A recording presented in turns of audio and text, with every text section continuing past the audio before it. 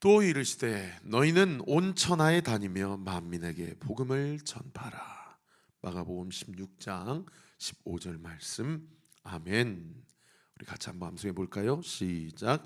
또 이르시되 너희는 온 천하에 다니며 만민에게 복음을 전파하라.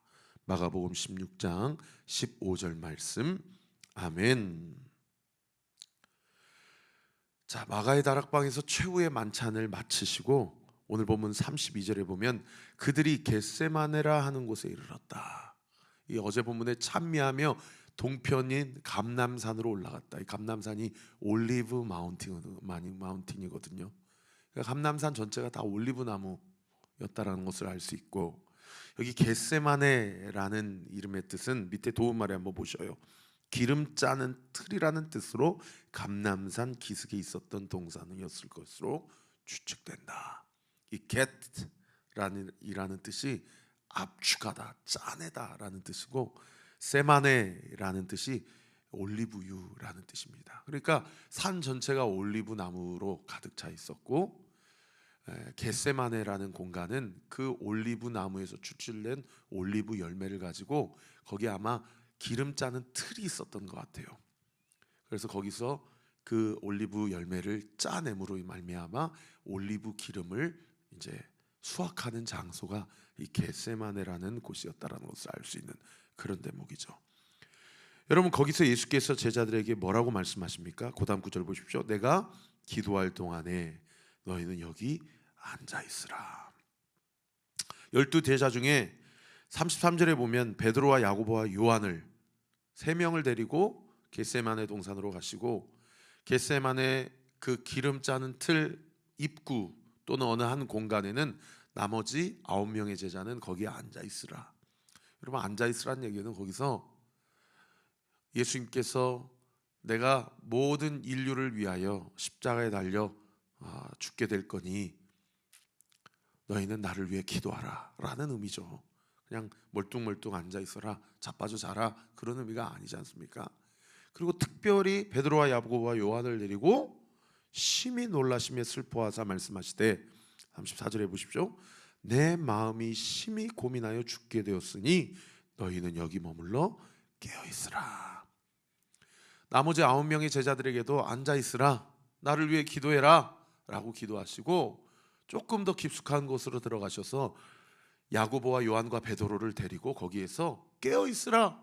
여러분, 깨어있으라는 얘기 무슨 얘기예요? 제가 지난 주일날 설교했잖아요. 경계하라, 주의하라, 영적으로 분별하라. 그러니까 결국에 경계하라, 주의하라, 분별하라는 얘기도 무슨 얘기입니까? 38절에 보세요. 시험에 들지 않게 깨어있어 뭐하라? 기도하라라는 얘기죠. 예수님께서 십자가에 달려 죽으시기 직전에 이제 가룟 유다의 배신으로 말미암아 체포를 당하시는데 불법적으로 체포당하셔요. 대낮에 체포하지 않고 시민들, 유대인들의 눈을 두려워했던 대제사장들과 기득권 세력들이 예수님을 불법적으로 체포하고자 오밤중에 체포를 합니다. 그 직전까지 예수님께서는 겟세마네 동산에서 땀방울이 핏방울이 되도록 기도하셨는데, 거기에 베드로와 야고보와 요한을 데리고 들어가셔서 나를 위해 기도해 달라고 중보기도 요청을 하신 거예요. 여러분이 오늘 본문을 통해서 우리가 첫 번째 알 수 있는 대목은 무엇입니까? 여러분, 이 공간이 어디에서 이루어졌다고요? 겟세마네라는 공간에서 이루어졌다는 거예요. 겟세마네라는 이름의 뜻은 뭐라고요? 올리브 나무의 열매를 압착하고 쥐어짜서 그것을 통해서 수출을 맺고 수확을 열매 맺는 곳이 바로 이 겟세마네 동산이에요. 그러니까 이 겟세마네 동산은 어떤 곳입니까? 육체와 영혼을 극도로 압축하고 눌러 쥐어짜가지고 그것을 통해서 생명과 구속과 영생이라는 열매를 맺게 하는 영적인 전쟁의 현장이 이 겟세마네 동산이라는 거예요. 그래서 예수님께서 34절에 뭐라고 얘기했어요? 내 마음이 심히 고민하여 죽게 되었으니. 이게 예수님께서 육체적으로도 영적으로도 지금 십자가 고난이라는 인류의 모든 대속을 위해서 그 영혼과 육신이 압착되고 쥐어 짜게 되는 그 현장 가운데 예수님께서 그 사명을 감당하시려 기도의 현장으로 나아가셨다는 것을 의미하는 것이죠.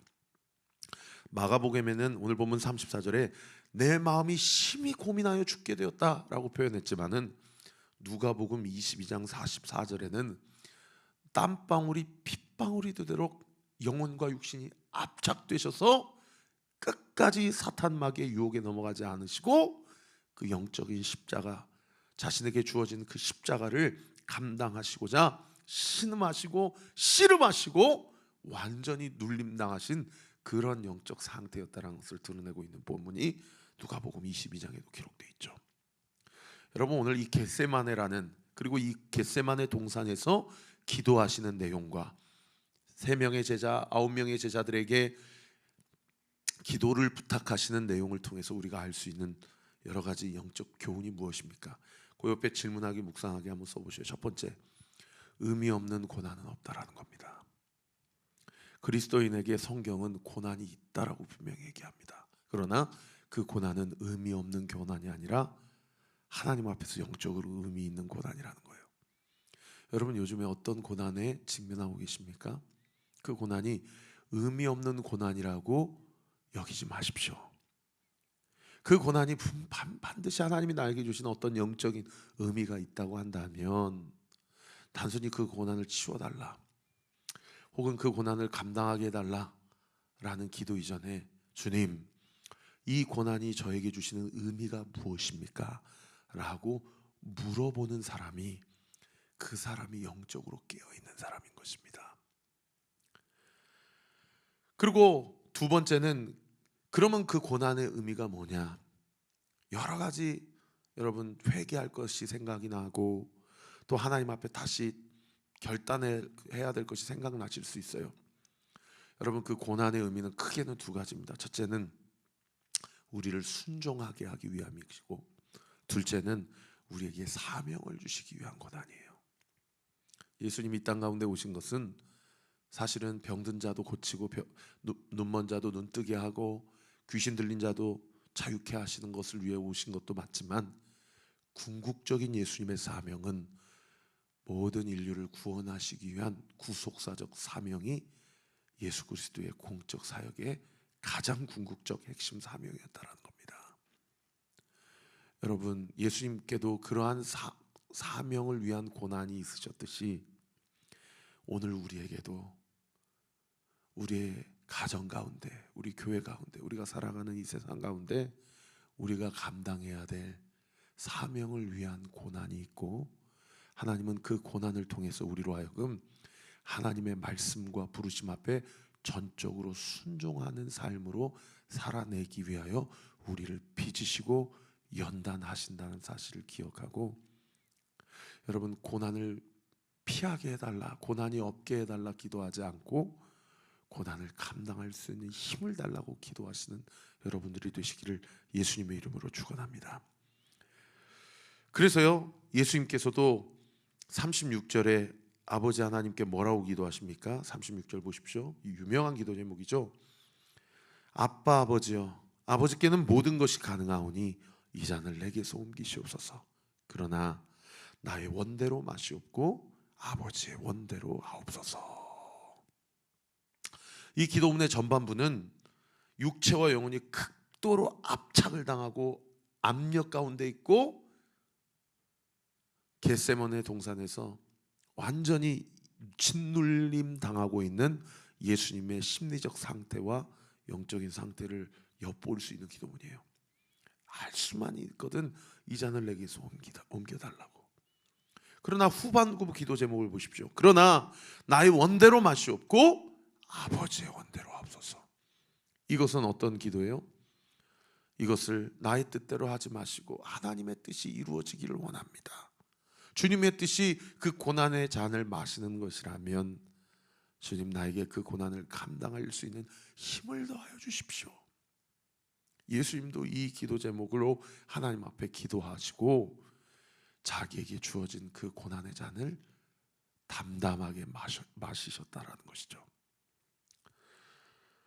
저는 오늘 우리 사랑하는 성도님들도 저도 이렇게 어떠한 고난과 압착과 압력 가운데 자기 영혼이 짓눌림 당하는 것 같이 그렇게 살아가는 우리의 삶의 한복판에 우리가 있다 하더라도 우리가 그 고난을 통하여서 온전한 헌신과 순종으로 열매 맺을 수만 있다면 우리의 기도가 이방 사람들이 구하는 기도처럼 하나님 이 문제 해결해 주세요, 하나님 저에게 돈 주세요, 하나님 저 좀 진로 앞길 열어주세요 라는 기도의 수준을 뛰어넘어서 하나님 이 모든 것이 저의 뜻대로 되지 않게 하여 주시고 하나님 아버지의 뜻대로 되기를 원합니다 라고 기도하는 저와 우리 모든 오늘교회 성도들이 되시기를 예수님의 이름으로 축원합니다.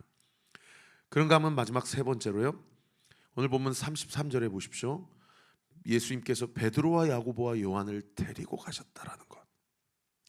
그리고 그들에게 34절에 보십시오. 너희는 여기 머물러 깨어있으라고 당부하셨다라는 것. 여러분 이 깨어있으라는 표현이 오늘 본문에만 3번 나옵니다. 37절에 그렇게 아버지의 원대로 하지 나의 뜻대로 하지 마시고 아버지의 원대로 하십시오라고 기도하시고 두 번째 제자들에게 오니까 제자들이 뭐하고 있어요? 37절에 보세요. 자고 있어요. 그래서 베드로에게 뭐라고 얘기하십니까? 시몬아 자느냐?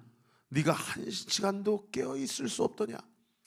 아까 34절에 깨어있으라, 37절에 깨어있을 수 없더냐, 그리고 38절에 시험에 들지 않게 깨어 기도하라, 영적으로 깨어라, 분별하라, 정신을 차리라 라는 본문만 오늘 본문에 3번이나 나와요.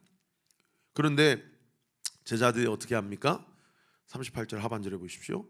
마음은 원이로되 육신이 약하도다.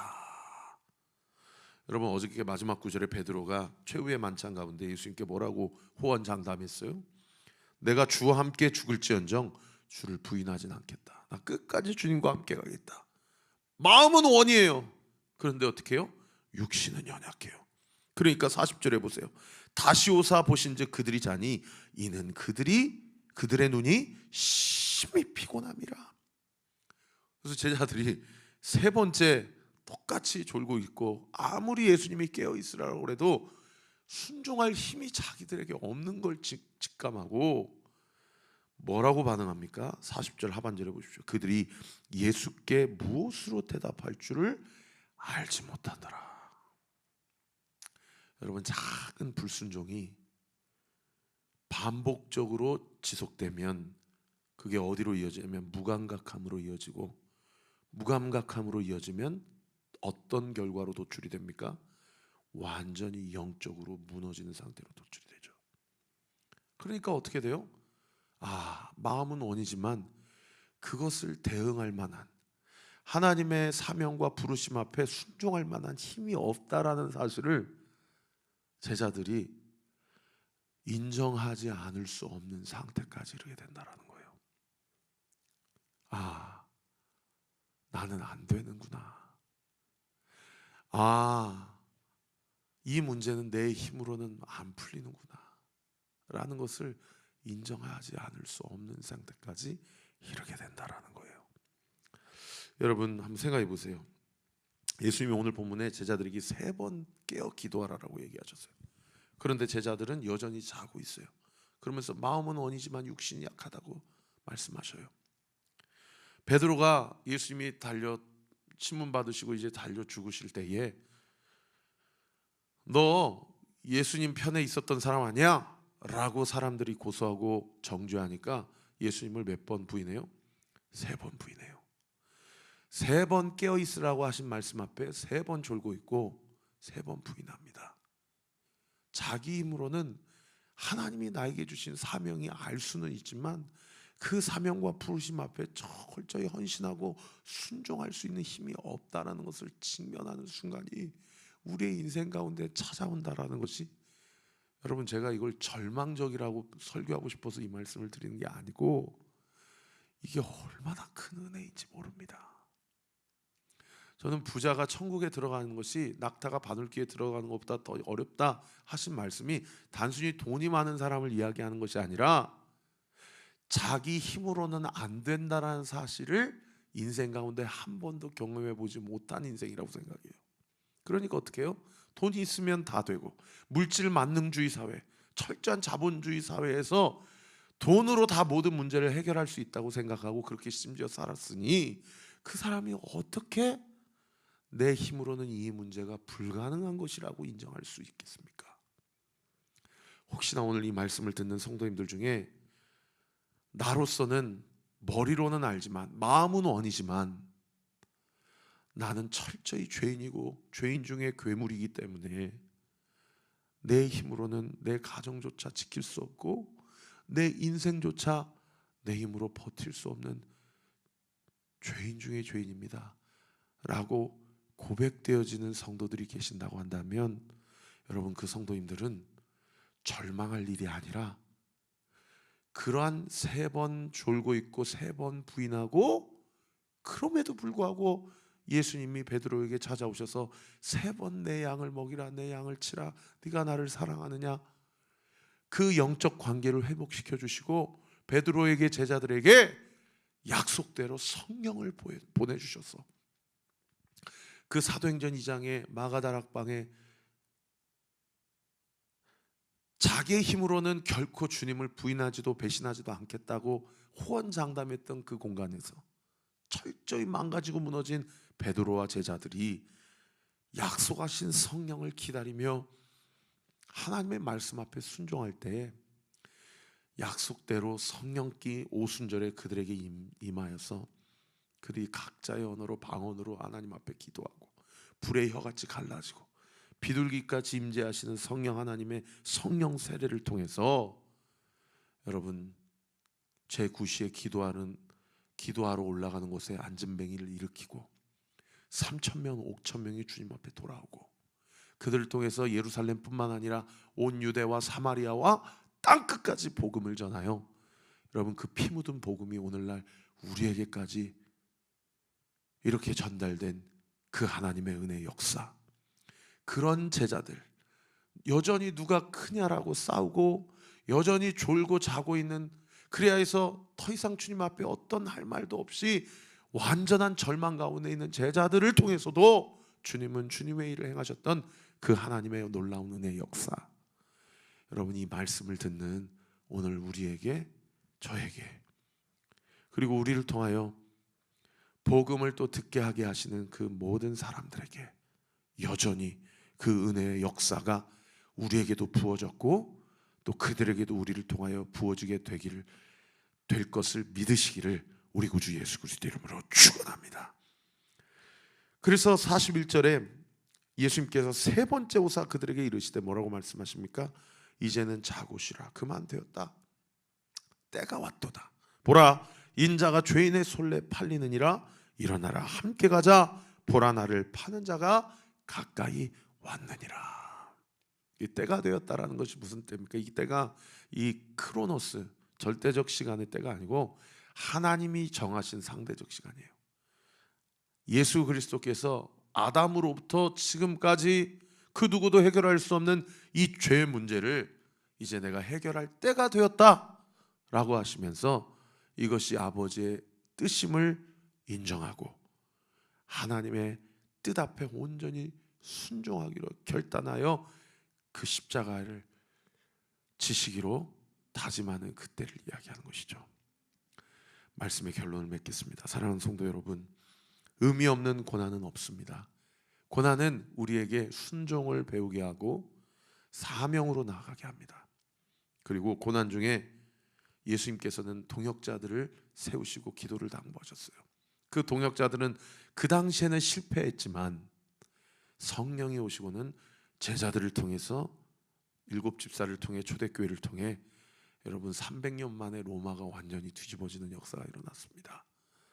여러분, 이런 은혜의 역사가 오늘날 우리에게도, 우리를 통하여, 우리 스스로는 다 죄인이고 우리 스스로는 다 마음은 원이지만 육신이 약한 철저한 인간적 육신적 한계를 지니고 있는 사람들이지만 성령이 우리 가운데 내주하시고 성령이 우리의 삶을 친히 지도하시고 인도하시고 체휼하시고 훈계하시면 우리를 통하여 우리의 가정이 변하고 우리의 자녀들이 변하고 우리가 살아가는 이 시대가 변하고 우리가 살아가는 하나님의 놀라운 은혜의 역사가 변하는 귀하고 복된 은혜의 역사 우리 온리교회를 통해 이미 시작되었고 지금도 하나님께서 일하고 계시고 앞으로도 주님 오시는 날까지 그 일을 온전히 행하실 줄 믿으시기를 예수님의 이름으로 축원합니다.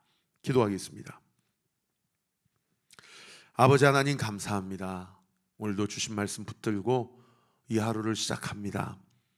그리스도께서 그 영혼의 육신의 그 압력과 압착을 다 감당하시고 그 짓눌림을 당하심으로 말미암아 육신의 모든 물과 피를 다 쏟으심으로 생명의 열매를 맺으신 그 예수님의 순종과 헌신을 통하여 오늘 우리가 살 길을 얻게 되었음을 믿습니다. 그리스도께서 그 길을 걸어가셨듯이 우리도 그 고난의 길을 걸어갈 때에 결코 혼자가 아니요 우리에게 붙여주신 동역자가 있음을 믿고 우리가 영적으로 깨어있어 성령께서 주시는 인도하심과 이끄심으로 힘입어 우리에게 주신 사명을 넉넉하게 감당하는 우리 온리교회 모든 성도들 되게 하여 주시옵소서. 이 아침에 주님 앞에 기도하고 간구하는 우리 사랑하는 성도들의 모든 기도와 간구 이 시간 예수의 이름으로 명하노니 응답될 지어다. 응답되게 될 지어다. 응답될 지어다. 예수님의 이름으로 기도합니다. 아멘. 이제는 우리 구주 예수 그리스도의 은혜와 하나님의 사랑과 성령 하나님의 위로교통 충만하심이 주신 말씀 붙잡고 오늘도 주 안에서 주님과 함께 동행하며 주의 뜻을 온전히 이루기로 결단하는 우리 사랑하는 온리교회 모든 성도들 머리머리 위에 지금으로부터 영원토록 함께 하시기를 간절히 축원하옵나이다. 아멘.